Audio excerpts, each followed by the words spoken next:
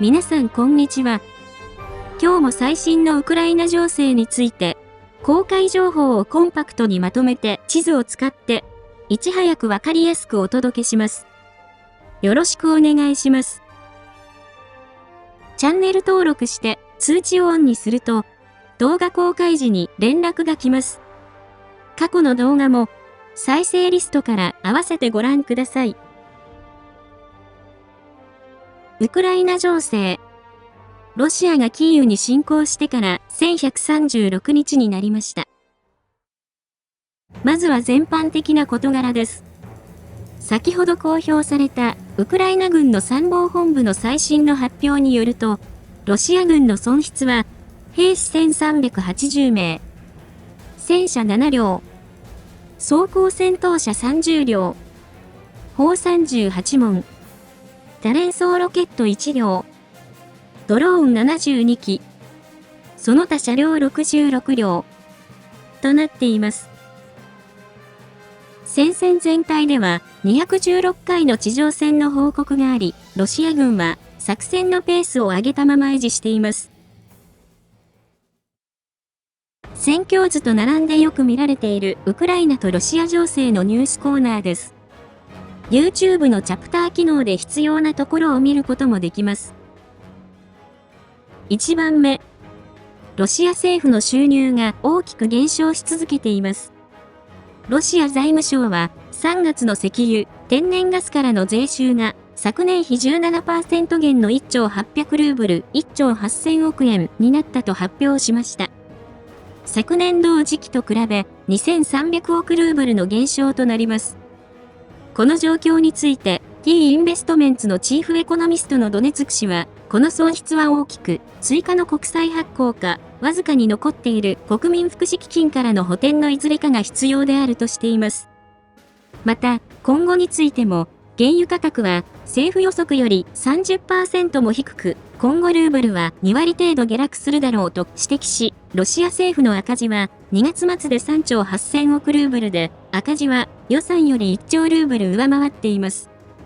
また、石油収入をプールしていた国民福祉基金について、フィナムのエコノミストのベレンカヤ氏は、基金の3分の2は使い果たされ、残り400億ドル6兆円を切った。今年、ウラル産原油が50ドル以上を維持できれば1年は持つだろうが、それを下回れば、ロシア政府は支出の削減を行うことになると警告しました。ちなみに、現在、ウラル産石油価格は53ドル程度と推定されます。2番目。デンマークは、ウクライナに対し、新たに67億デンマーククローネ1400億円の軍事支援パッケージを発表し、防空システムや弾薬、ウクライナ空軍への財政支援を行うこととなりました。また、韓国は新たに1億ドル150億円の支援を行うと発表しました。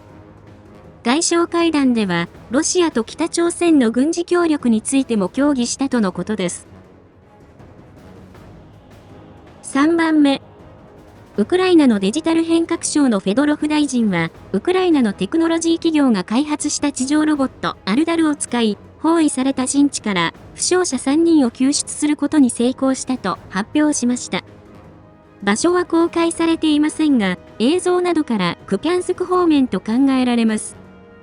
3人は最前線で負傷しましたが、ロシア軍の砲撃とドローンによる監視の中で1ヶ月以上動くことができず、これまで様々な救出の試みが行われましたが、うまくいかなかったとのことです。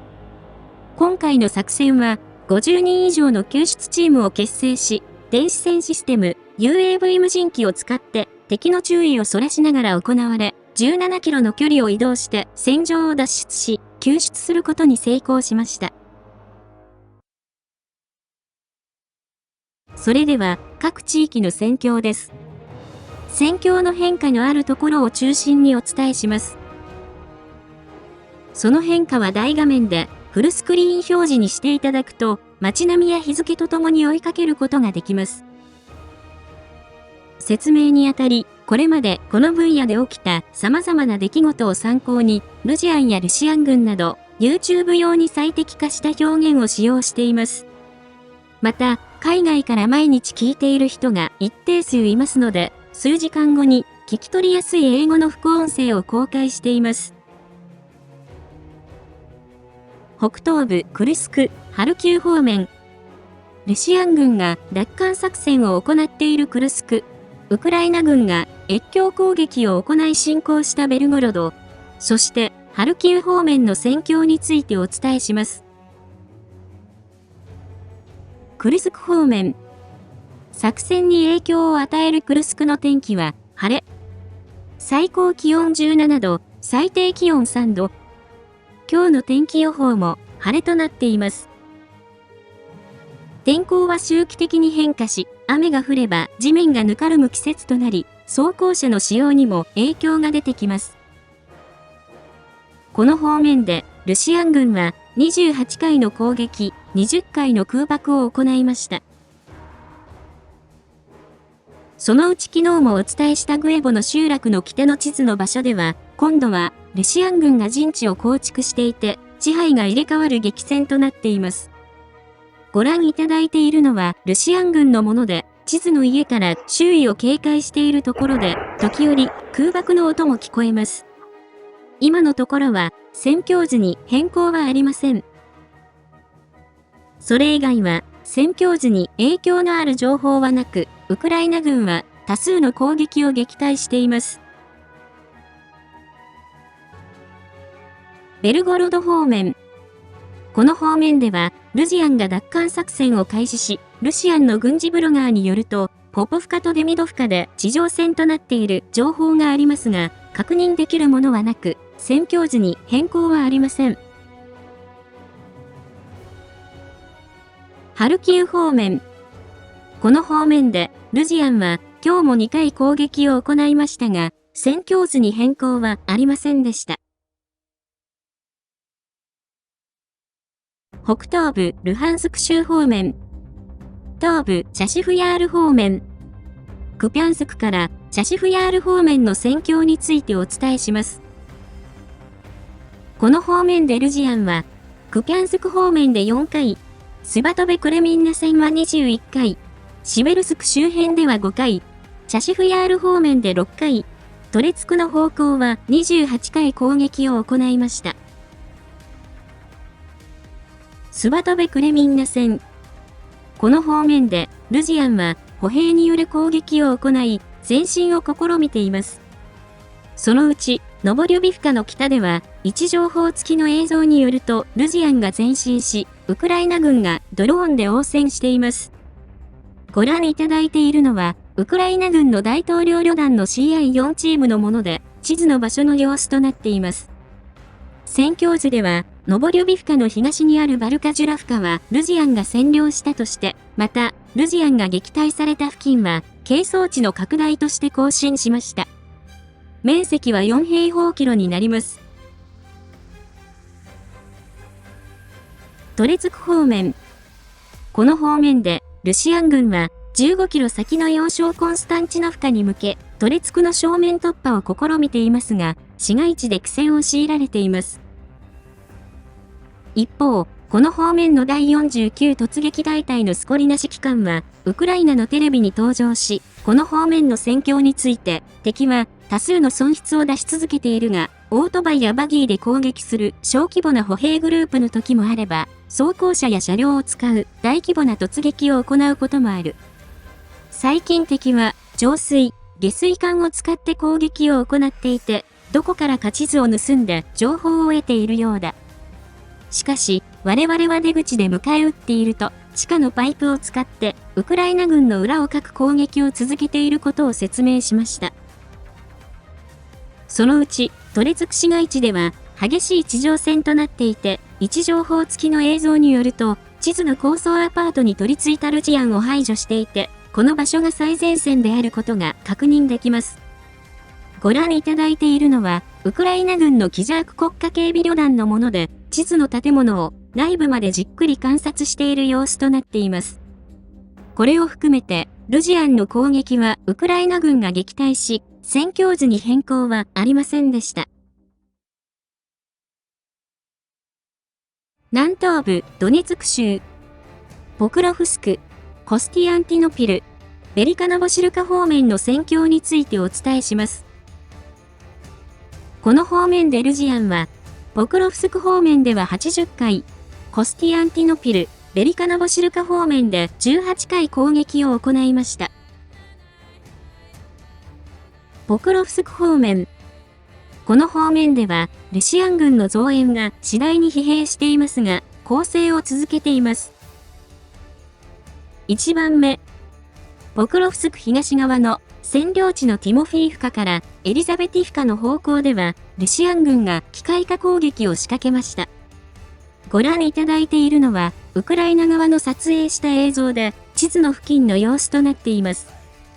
ルシアン軍は、前線に出る前から地雷を踏んで、出っ鼻がくじかれ、地図の場所で、ウクライナ軍のドローン、砲撃、多連装ロケットにより撃退されました。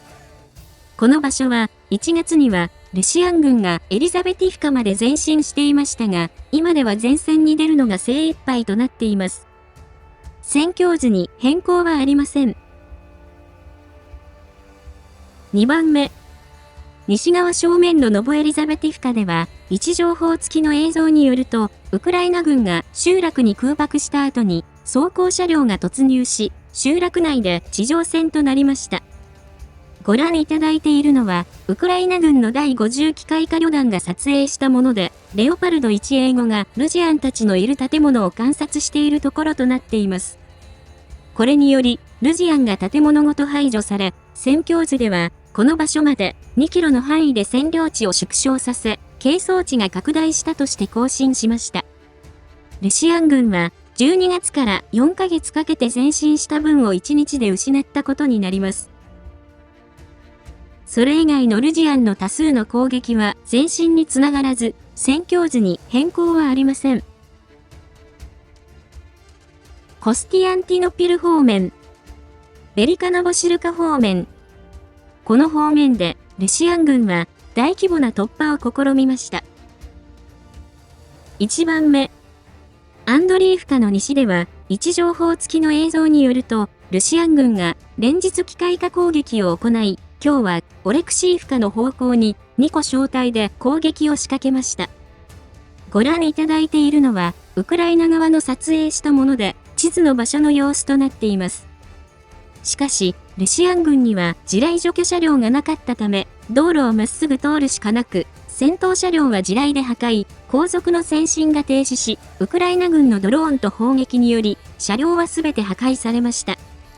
これにより、ルジアン25名が無力化され、装甲車7両が破壊、5両が損傷し撃退されました。戦況図では、この付近のウクライナ軍の奪還地を縮小させ、係争地に更新しました。2番目。ドニプロエネルヒアからベセレでは、位置情報付きの映像によると、ルジアンがウクライナ軍の防衛線に攻撃を仕掛けました。ご覧いただいているのは、ウクライナ軍のシャドウグループのもので、地図の場所に来たルジアンを観察している様子となっています。この場所は、昨日の動画で、ルシアン軍の攻撃がある可能性を指摘しましたが、その通りとなりました。戦況図では、この場所まで、係争地の拡大として更新しました。後方地域。今日も占領地内で不審なことが起きています。詳細な場所は不明ですが、第14無人機連隊は過去2週間にわたる作戦で、ルシアン軍の防空システム3つをドローンにより破壊することに成功し、映像を公開しました。破壊されたのは、ブーク2機と通る1機で、5000万ドル75億円相当とされています。この攻撃は、高度な目標捕捉及び自動誘導システムを使った攻撃用ドローンにより実行されたとしています。南部ザポリージャ州、南部ヘルソン州。これらの方面で、ルジアンは17回攻撃を行いましたが、ルシアン軍に成果はなく、戦況図に変更はありません。その他、格調高い外交専門誌のフォーリンポリシーは、ロシアは停戦したら崩壊の危機に瀕すると分析し、ウクライナとの戦争を終わらせることができないと結論付けました。同氏の分析は、現在の戦争は、経済的にも、人口動態から見ても、継続不可能なレベルにある一方、ロシアは、戦争なしに存続することができないとしています。予算の 40% 近くを占める軍事支出を止めてしまうと、軍事産業は急停止し、軍事経済から方向転換できず、ロシア経済は一気に崩壊に向かい、それに輪をかけて、前線の兵士の仕事も消え、ロシアに戻れば社会的混乱が発生し、社会の安定もなくなるとしています。ウォールストリートジャーナルでも、同様な指摘があり、プーチン大統領は、戦争継続するしか道はないとしています。今日は以上です。情勢分析やニュースの感想、最新情報など、ぜひコメント欄にお寄せください。最後に、このチャンネルにはサブチャンネルがあります。また、関連する Twitter、ノート、テレグラム、ニコニコ動画もあります。ノートでは、日々の戦況を無料で読むことができ、ニコニコ動画では、昨年8月までの戦況動画を掲載しています。何かあった時は、これらのメディアで視聴者様にお知らせしますので、ぜひ、どれか一つでもチャンネル登録、フォローの方をお願いします。リンクは概要欄にあります。ご視聴いただきありがとうございました。